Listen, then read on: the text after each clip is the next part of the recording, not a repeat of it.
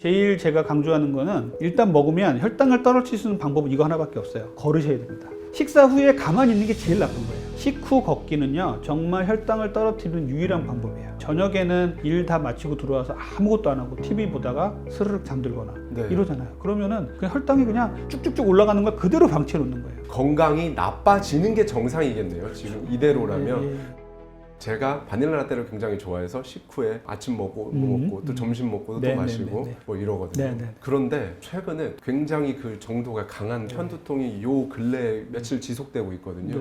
저 같은 식습관을 가지고 계신 분들 계실 것 같아요. 그렇죠. 이게 혈당 스파이크와 연관이 있을 수도 있겠네요. 두통이나 권태감 이런 것들은 혈당 스파이크와 연관이 정말 많아요. 혈당이 이제 올라갈 때는 밥 먹고 쭉 올라갈 때는 약간 미묘한 쾌감을 느끼는 분도 계시고요. 그러니까 혈당이 올라가면서 약간 피로감도 느끼는 분도 계세요. 약간 몸이 좀 불안정하다 이런 느낌을 가지시는 분도 계신데 혈당이 떨어질 때가 문제거든요. 자, 우리가 정상인은 70 이하로 잘 안 떨어져요. 그러니까 떨어져 봤자 7, 80이거든요. 근데 일반적으로 건강하게 식사하는 사람들이 7, 80으로 떨어졌을 때는 별로 혈당에 대한 문제를 못 느낍니다. 근데 혈당 스파이크의 문제는 뭐냐면 200까지 올라갔던 혈당이라는 녀석이 뚝 떨어지는 거예요. 70 이하로도 떨어지나요? 그러니까 70까지밖에 안 떨어지는데 거의 8, 90만 떨어져도요 우리 몸이 당뇨 환자가 겪는 것 같은 저혈당 증상을 겪어요. 이렇게 손발이 떨리고 식은땀 나고 어지럽고 두통이 생기고 막 피곤하고 한잠 자지 않으면 해결이 안 될 정도의 피곤함이 막 생깁니다. 그때가 바로 아까 말씀드렸던 아침 먹고 나와서 10시, 11시 점심 먹고 나서 3, 4시 정도에 단계 땡기는 그 시간인 거예요. 그러면은 이때는 사람이 극도로 예민해져 있기 때문에 건드리면 싸웁니다. 그래서 이런 사람은 밥맛 같은 걸 하나 주면 또 착해지잖아요. 그래서 그런 것들이 이제 혈당 스파이크의 증상이에요. 그래서 저는 이제 그 혈당 스파이크가 환자분들께 말씀을 드릴 때 혹시 최근에 식후에 극도로 피곤함을 겪지 않으셨는지, 그리고 정말 나른하고 그 피곤함이 참을 수 없을 정도인지, 그리고 식후에 한 몇 시간이 지나면은 극도로 배가 고파서 또 먹을 걸 찾지는 않는지, 이런 것들을 꼭 물어보거든요. 그러니까 이런 분들이 계시다면 나도 혹시 혈당 스파이크가 아닌가? 라고 한번 의심을 해볼 필요가 있으세요. 그러면 이 혈당 스파이크를 해결하려면 어떻게 되느냐? 일단은 첫 번째는 이 정제된 잘 갈아낸 탄수화물들 끊으셔야 됩니다. 통으로 먹어야 돼요. 그렇죠. 통곡류가 좋아요. 그래서 통곡류가 가장 좋은 식사 탄수화물이고요. 두 번째는 단백질 종류 많이 드셔야 돼요. 단백질은 양질의 단백질, 계란이라든지 닭가슴살, 생선, 흰살 이런 거 정말 좋거든요. 이런 거로 단백질을 잘 드시고요. 요즘에 뭐 많이 들어보셔서 아시겠지만 식사 순서, 거꾸로 먹기 이런 식사 순서 있잖아요. 처음에 채소부터 먹고 그 다음에 단백질, 지방 먹고 마지막에 탄수화물 드십시오. 그러니까 우리가 음식을 먹을 때 내가 정말 먹고 싶은 탄수화물이 있어요. 그러면 앞에 계란이라든지 다른 단백질을 좀 먹은 다음에 먹으면요 혈당 수준이 좀 덜 올라갑니다. 코팅을 시켜주는 그렇죠. 맞아요. 그런 개념이. 그러니까 이제 위장 속에서 채소도 이제 완충작용을 해주고 단백질은 인크레틴이라는 호르몬이 나와서 이제 혈당을 천천히 오르게 만들어주거든요. 그리고 제일 제가 강조하는 거는 일단 먹었어요. 일단 먹으면 혈당을 떨어뜨릴 수 있는 방법은 이거 하나밖에 없어요. 걸으셔야 됩니다. 식사 후에 가만히 있는 게 제일 나쁜 거예요. 그러니까 우리는 어렸을 때부터 식사 후에 뛰지 마라, 배 꺼진다 이렇게 배웠었어요. 정말 못 먹고 못 살았을 때. 그런데 식사 후에 뛰는 거 좋은 거거든요. 뭐 배만 안 아프다면 뛰셔도 돼요. 그런데 이렇게 얘기하면 막 식사 후에 배 아프다고 너무너무 댓글이 많이 달려요. 그래서 식사 후에 배가 안 아플 정도로 어슬렁어슬렁 걸으시다가 배가 좀 덜 아프시면 2, 30분 더 걸고 들어오세요 라고 얘기를 하거든요. 식후 걷기는요 정말 혈당을 떨어뜨리는 유일한 방법이에요. 달리면 더 좋겠지만 달리면은 이제 자기 퍼포먼스가 안 되는 사람도 있고, 그래서 요즘 같은 이제 날씨 좀 따뜻해지면 점심 먹고 나서 바로 들어가서 낮잠을 주무신다든지 사무직에 다시 일하지 마시고 점심 먹고 난 30분이라도 산책을 하시는 거 중요하고요. 정말 신기한 게 우리 몸의 근육은 우리의 혈당을 먹는 스펀지라고 저는 표현을 해요. 그러니까 근육에서는 당을 머금었다가 뿜어내고 머금었다 뿜어내고 이런 역할을 합니다. 그래서 근육이 많으면 이 혈당 조절이 되게 잘 돼요. 그래서 근육 키우라는 얘기를 늘 하는데, 최근에 이제 그 생로병사 비밀이라든지 이런 데서 나온 재밌는 실험이 뭐냐면 식후에 혈당 측정기를 재고서 발가락만 까딱까딱 했어요. 그리고서 한 30분 정도 있다 혈당을 재보니까 혈당이 떨어져 있어요. 그러니까 이 정도로 우리가 혈당을 떨어뜨릴 수 있는 부분이 있는데 아무것도 안 하는 거예요. 그냥 책상에 앉아서 또 일하는 거죠. 그러면 혈당이 올라라 하고 고사를 진행하는 거 똑같아요. 특히 이제 저녁 식후에는 저는 반드시 걸었으면 좋겠는데, 저녁에는 일 다 마치고 들어와서 아무것도 안 하고 TV 보다가 스르륵 잠들거나 이러잖아요. 그러면은 그냥 혈당이 그냥 쭉쭉쭉 올라가는 걸 그대로 방치해 놓는 거예요. 그래서 이러지 마시고 식후에 걷기가 혈당을 잡는데 상당히 중요하다는 말씀드립니다. 현대인들 지금 2025년에 대한민국에서 살고 있는 많은 분들, 그 중에서도 또 특히나 직장인 분들, 사무실에서 일하시는 분들이 건강이 나빠지는 게 정상이겠네요. 지금 이대로라면 건강이 좋아지는 게 뭐 특별히 퇴근 후에 어떤 막 운동이나 그렇죠. 관리를 하는 분이 아니라면 네. 그냥 일상을 이렇게 회사에서 일하다가 집에 와서 아까 원장님 말씀해 주신 대로 좀 이렇게 소파나 이런 데서 쉬다가 뭐 씻고 스르륵 잠들고 뭐 간식 먹고 뭐 이러면 안 좋아질 수밖에 없겠네요. 그렇죠. 건강이. 예. 그래서 일상생활 속에서 조금씩이라도 움직일 수 있다면 움직이시는 게 정말 중요한 거예요. 그래서 재택근무를 하신다 그러면은 좀 서서 계시고 앉아있지 않는 시간에는 무조건 서 계시고요. 저는 아예 병원에다가 움직이는 책상을 설치를 했어요. 환자분 나가면 이게 올라서서 저는 이제 타이핑 치거든요. 이제 그런 거라도 하시고, 네. 그다음에 뭐 엘리베이터 이용하지 마시고 계단 오르시고, 그러니까 일상생활에서 움직이는 것들 좀 많이 늘리셔야 돼요. 발만 이렇게 까딱까딱 하는 것만 해도 그렇죠. 도움이 되는군요. 그렇죠. 예. 그 종아리 근육을 사용했다는 거죠. 아, 종아리군요. 네. 정말 이렇게 위험하고 치명적인 혈당 스파이크를 막기 위해서 정말 이 음식만큼은 최소한 이것만큼은 좀 네. 확 줄인다거나 좀 안 드셔 보십시오라고 좀 말씀해 주시고 싶은 게 있으세요? 있어요. 예. 뭐냐면요. 지구상에 애초에 존재하지 않았던 당류들이 있어요. 액상과당 같은 것들이요. 네, 네. 몸에 정말 안 좋은 것들이거든요. 액상과당. 그러니까 인간들이 만들어낸 거죠. 그래서 시럽이라든지 이런 것들은 그 빌런 중에 최고예요. 그래서 최고로 안 좋은 음식이고 우리를 살찌게 하는 음식이고, 그래서 이 액상과당의 문제가 너무너무 심각해지니까 이제 대체감미료가 많이 나와 있잖아요. 얘들도 좀 문제입니다. 그래서 대체감미료도 이제 후순위로 밀리지만 조금 안 좋은 당류 중에 하나긴 하고요. 하여튼 제일 나쁜 거는 결국은 액상과당 쪽이다. 애초에 존재하지 않았던 거기 때문에 우리 몸에 대사가 안 되고 그대로 혈당을 올리는 거 외에는 우리 몸에 영양가로서의 역할도 거의 못하고 이런 녀석들이라고 보시면 돼요. 영양으로서의 역할도 못하고 네. 혈당만 올리고. 네. 그리고 이제 두 번째 제가 말씀드리고 싶은 거는 뭐냐면요. 주스류요. 과일을 되게 건강에 좋다고 생각하잖아요. 건강에 좋아요. 그런데 다이어트를 하려고 하시거나 대사질환이 있는 분들은 과일도 좀 주의해야 되거든요. 과당이라고 과당이라고 하죠. 네. 과당이 우리 몸에 안 좋은 역할을 많이 해요. 그래서 과일들의 장점 중에 하나는 섬유질이 많다는 거고, 이 섬유질이 있으면 혈당을 좀 천천히 올리고 몸에 좋은 역할들을 많이 하는데, 갈거나 즙으로 내면 결국은 설탕물하고 똑같습니다. 그래서 두 번째로 안 좋은 건 저는 주스류라고 생각을 하거든요. 아침에 건강하자고 먹던 이 주스가 우리 몸에 혈당을 너무 많이 올린다, 이렇게 생각해 주시면 돼요. 그럼 아침에 뭐 사과랑 뭐 이렇게 바나나랑 뭐 과일 믹서기 우웅해서 먹는 건 혈당이랑 살로. 네. 한동안 그게 되게 유행했었어요. 맞아요. 나 혼자 사는 어떤 프로그램에 보면 멋있는 연예인들이 나와서 네. 샤워 딱 하고 나가지고 아침에 뭐 넣고 네, 주스 네. 쭈르륵 넣고 막 넣어가지고 윙 갈아서 확 먹고 나가면 뭐좀 브로콜리도 넣고 이렇게. 뭔가 건강해질 것 같고 막 이랬는데, 실제로 갈면요. 단백질이나 지방을 갈아도 돼요. 근데 탄수화물을 갈면 상당히 안 좋습니다. 그러니까 제가 그랬잖아요. 흡수 속도가 달라진다고. 그래서 여기서 제가 말씀드리는 게 오트밀을 항상 말씀드려요. 오트밀은요, 정말 좋은 탄수화물이에요. 슈퍼푸드로 항상 꼽혀요. 오트밀. 이 오트밀, 오. 귀리죠. 그리고 얘가 곡류 중에서는 단백질이 제일 많아요. 그래서 아주 좋은 곡류인데, 얘가 이제 좋다고 하니까 이제 서양 애들은 이제 오트밀을 먹는 방법들이 많이 발전했는데, 우리는 이제 오트밀이 조금 낯설기도 하니까 오트밀이 좋다고 해서 들여왔는데, 드셔보신 분은 아시겠지만 종이짝 씹는 것 같아요. 느낌이 정말 맛이 이상해요. 네. 저도 먹어봤는데, 그래서 이 오트밀을 갈아요. 그래가지고 갈아낸 음료로 나온 오트밀이 있습니다. 네. 갈아낸 거에서 물 타서 먹는 것도 있고, 오트밀을 아예 액체로 만들어 놓은 게 있는데, 저도 먹어보고 실험을 해봤거든요. 혈당 다 올려요. 그러니까 아무리 좋은 탄수화물 통곡류라도 갈면 혈당을 올릴 수밖에 없다.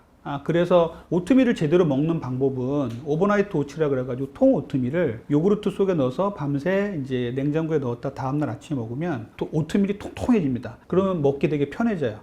그리고 오트밀을 이제 귀리밥이라 그러죠. 밥 지을 때 같이 넣어서 이제 같이 먹으면 식감도 아주 좋고, 이렇게 먹는 건 아주 좋은 방법인데, 오트밀을 갈아서 먹으면 일단 혈당을 너무 많이 올려서 정제된 탄수화물하고 똑같을 수밖에 없습니다. 그럼 두 가지 방법. 오트밀을 밥 지을 때 같이 밥솥에 넣고 하거나, 두 번째는 그 아까 요구르트라고 표현해 주셨는데 요플레 같은 그쵸. 그런 거에다 그 넣어놓고. 요플레는 또 당이 많으니까 무가당 그릭 요거트 뭐 이런 그릭 데다가 요거트, 플레인. 플레인에다가 넣어서 밤새 넣어놨다가 아침에 먹으면은 상당히 맛있게 변합니다. 와. 그걸 오버나이트 오츠라 그래요. 그러니까 외국 애들은 그렇게 많이 먹었어요. 그리고 빵 속에도 통오트밀을 넣어서 막 먹고 했는데, 우리나라에 들어오면서 이 오트밀 좋다 그러니까 오트밀을 갈아가지고 어디다가 넣어놓고서는 오트밀 뭡니다라고 이제 파는 것이 너무 많아졌죠. 토탈 리셋 책에서 강조를 해주시는 부분이 있습니다. 원장님께서요. 하루의 첫 끼가 평생의 건강을 좌우한다. 아침 공복에 절대 먹지 말아야 할 음식 말씀을 해주셨는데 어떤 게 있을까요? 제가 지금 말씀드린 아침 첫 끼의 나쁜 음식은 이제 건강에도 안 좋고 다이어트도 안 좋은 음식을 말씀드리는데요. 첫 번째는 커피예요. 커피를 공복에 드시는 분들 상당히 많이 계세요. 맞아요. 잠 깨려고. 근데 빈속에 커피를 드시면은요, 이 커피가 위벽을 상당히 많이 자극을 하고요. 더 나쁜 거는 우리가 이제 잠이 좀 덜 깬 상태는 이제 교감신경, 부교감신경이 있는데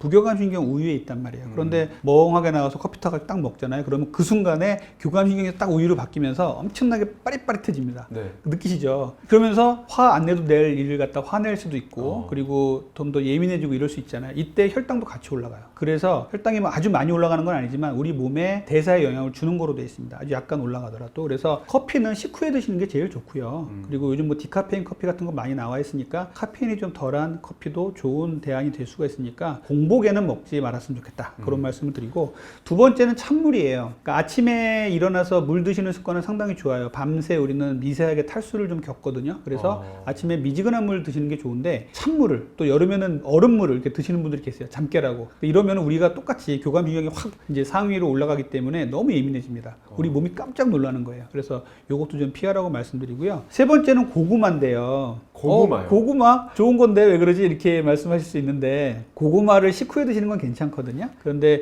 공복에 고구마를 드시고 속 좀 아프신 분들 계실 거예요. 공복에 고구마를 드시면요, 타닌 아교질이라는 성분이 나와서 우리 위장을 많이 괴롭힙니다. 그래서 아침에 빈속에 고구마 먹었더니 속이 너무 안 좋아요. 속이 쓰려 이래서 병원에 오시는 분도 계시거든요. 그래서 고구마는 식후에 드시는 게 좋고요. 식전에는 이제 다른 위에 좋은 음식들 좀 더 드시고 나중에 드시길 바라고, 찐고구마, 군고구마 정도를 공복에 드시면 또 혈당 스파이크도 엄청나게 만들기 때문에 요거 분도 좀 조심하셔야 돼요. 아침에 단백질을 먹어야 되나요, 원장님? 네, 저는 아침에 꼭 단백질 드시라고 합니다. 계란만으로도 훌륭하겠네요. 사실. 훌륭하죠. 그리고 아침에 단백질 그러면 단백질 고기만 생각나고 너무 부담스러운데 이런 분들 삼겹살 계신데. 구워 먹는 거 생각나죠. 그렇죠. 그런데 실제로 아침에 단백질류로 아침을 시작하는 거 정말 중요해요. 많은 연구에서 뭐 계란이라든지 뭐 이런 그 단백질로 아침을 시작을 했더니 점심까지 포만감이 있었고 다이어트도 도움이 됐더라. 이런 연구들이 상당히 많습니다. 그래서 이제 아침에 계란 이런 얘기들 많이 하거든요. 콜레스테롤이 높지 않으신 분이라면 하루에 2-3개 정도의 계란은 괜찮아요. 그래서 저는 아침 공복에 최고로 좋은 음식을 계란으로 치고요. 계란은 찐 계란, 이런 삶은 계란이 제일 좋고요. 그 다음에 이제 오믈렛이라든지 스크램블 같이 저온 요리하는 게 제일 좋아요. 그런데 계란을 또 후라이로 해가지고 이제 굽다 보면 여기 당독소가 나옵니다. 그래서 당독소라든지 좀 발암물질이 나온다고 최근에 또 기사가 하나 나왔었는데, 그런 것들은 좀 피해 주셨으면 좋겠고, 그래서 아침에는 삶은 계란 정도를 먹었으면 제일 좋겠고, 첫 번째 말씀드린 건 동물성 단백질이잖아요. 네. 두 번째는 식물성 단백질 중에 콩류요.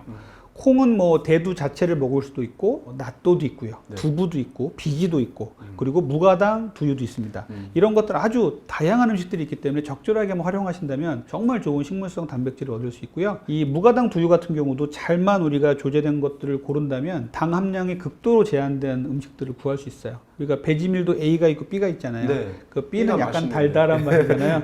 A는 달달한 맛이 없잖아요. 이거를 이제 더 줄이면은 탄수화물 함량 5g 이하인 것이 엄청나게 많습니다. 그래서 무가당, 무첨과 두유를 잘 고르셔서 드시면 상당히 좋고요. 그리고 세 번째로는 이제 유제품에서 나온 단백질, 그러니까 유단백을 얘기하는데 우리 몸에 상당히 좋아요. 그래서 그릭 요거트 저는 정말 많이 추천드리거든요. 이제 그릭 요거트 자체는 그리스 지방을 포함한 지중해 연안에서 전통적으로 먹던 건데, 우유를 오래 내버려 두면은 위에는 이제 맑은 부분이 뜨죠. 이게 유청 부분이거든요. 네. 요거를 따라 버리고 밑에 남은 것들을 졸여서 여기다 유산균을 투여해서 더욱더 단단하게 만든 거예요.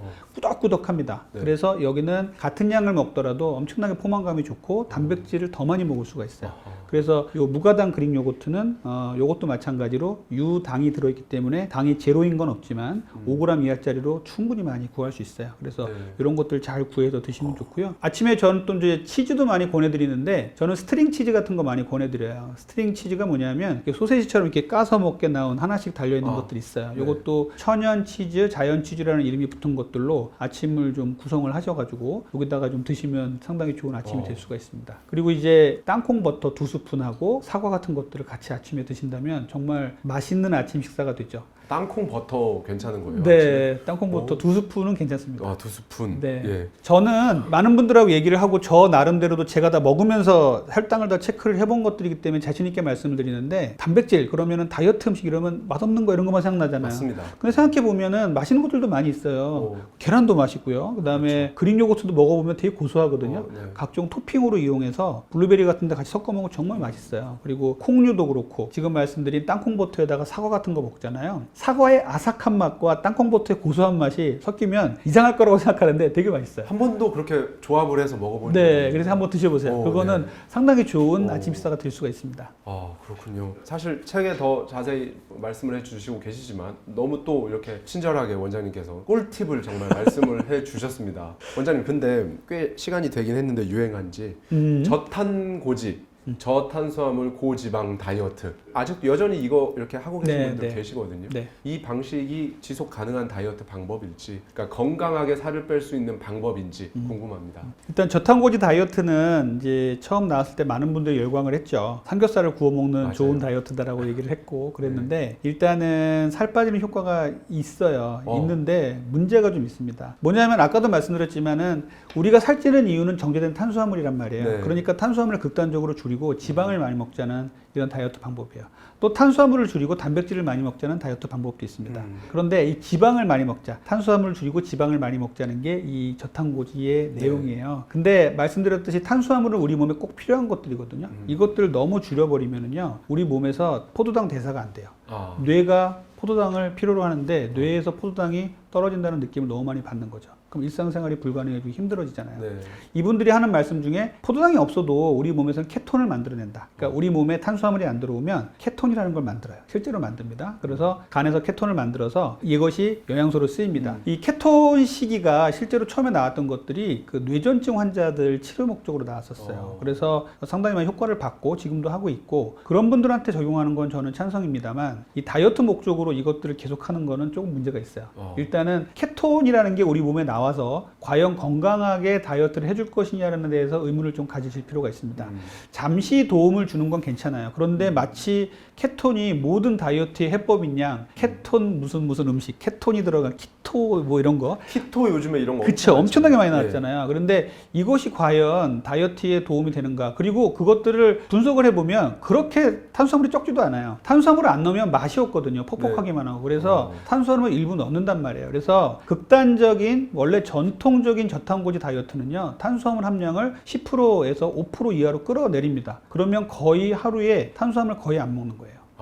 왜냐하면 우리가 아까도 말씀드렸지만 두유라든지 그릭 요거트를 먹더라도 그 안에 당분이 있습니다. 그것만 먹더라도 우리가 하루에 10% 이상 먹을 가능성이 높거든요. 그런데 밥을 하나도 안 먹고 그리고 탄수화물을 하나도 안 먹고 지방이 많은 것들을 먹는다. 이렇게 됐을 때 우리 몸이 이제 여러 가지 문제가 생기죠. 그래서 피부 트러블도 생기고 케톤 다이어트 처음 하시는 분들 피부 트러블 생기고 입냄새 나고 막 이래요. 그런데 이런 분들은 또 이거를 명현현상 비슷하게 말씀을 하시면서 케톤 다이어트가 잘 되고 있는 것이라고 뭔가 하시거든요. 디톡스 같은 느낌으로. 예. 물론 시간이 지나면 좋아지는 경우도 많이 있지만 근데 이제 저는 케톤 다이어트 하면서 제일 문제는 콜레스테롤이라고 생각해요. 콜레스테롤. 고지방식을 너무 많이 드시다 보니까 몸에 안 좋은 콜레스테롤이 너무 많이 올라가요. 그래서 그런 것들이 문제고 또 하나는 지속 가능한 다이어트를 해야 되는데 그러지 못한다는 거. 이게 우리나라 사람들 먹다 보면 질려서 못 먹습니다. 기름기가 너무 많은 음식들을 처음에는 좋아서 먹죠. 그런데 조금 하다 보면은 질려서 이제는 더 이상 못 먹겠다. 거의 울면서 먹는 분들 계시거든요. 그렇게 되면 이제 다시 살이 찌게 돼 있어요. 그래서 지속 가능하지 못하고 콜레스테롤을 높이고 각종 문제를 많이 일으킨다 그래서 케톤 다이어트가 한참 유행했을 때 한 몇 개월 정도 후에 비만학회와 고지혈증학회 각종 내과학회에서 케톤 다이어트 하지 말라고 정말 부탁의 성명을 낸 적이 있었어요. 그렇군요. 그 정도로 하고 있고 그러다 보니 요즘은 케톤 다이어트가 많이 순화가 됐습니다. 그래서 탄수화물 좀 먹어도 돼. 5% 10%가 아니라 한 20% 정도 먹어도 돼. 이렇게 우리는 보통 50% 정도 이상 먹거든요. 우리나라 사람들 한 20% 이상 먹어도 돼. 이렇게 얘기하시는 분들이 계세요. 이걸 또 케톤 다이어트라고 한다면 뭐 저탄고지라고 한다면 할 말은 없지만 이거는 변형된 저탄수화물 다이어트입니다. 그래서 저는 저탄수화물 다이어트 주장하는 사람이거든요. 제 의견하고 똑같아요. 그렇게 생각하면은 그 단백질 많이 먹고 지방 좋은 지방 먹고 탄수화물을 조금 줄여나가는 게 좋습니다라고 얘기하는 거거든요. 그러니까 이 케톤 다이어트라는 것이 이름 자체가 아주 전통적인 방식으로 한다면은 우리 몸에 좀 피해를 줄 수가 있다. 그리고 오래 할 수 있는 다이어트는 아니다라고 저는 좀 여러 경험들이 많아서 좀 말씀드리고 싶습니다.